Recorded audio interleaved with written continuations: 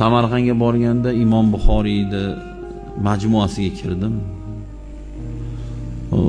Miya olmay qoladi, attagi sarf xarajat, attagi qilingan ishlar. Shuncha narsa nimaga deb o'ylaysiz? Shu zot hurmatidan, shu zot. Bitta Imom Buxoriy. O'sha yerda biz oldin imomlar malaka oshirardi. 2 oy borib o'qilardi Samarqandda, o'sha qishloqda. O'sha qishloqda bittasi aytdi, juda ta'sirli gapirdi. Qarang qora ekan. Xudo aziz qilsa o'ligi ham boqar ekan.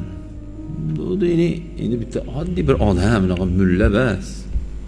Nimaga ular deyapsan? Qarang, agar Imom Buxoriy bo'lmasa bu qishloqqa birov kelmaydi dedi. Shu odamni ziyoratga kelganlar bizni boqyapti.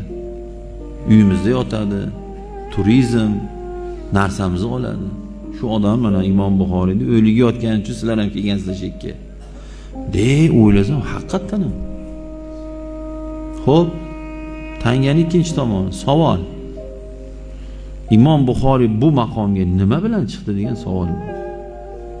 Sham o'zini fido qilar ekan odamlarga nur taratish uchun. Tarixda kim yaxshilik bilan qolgan bo'lsa, bular umrini fido qildi. Nima uchun? Vatan uchun, xalq uchun, millat uchun, ummat uchun, musulmon uchun fido qilib fido qilib tashadi. O'zini hamma yo'qda kechdi.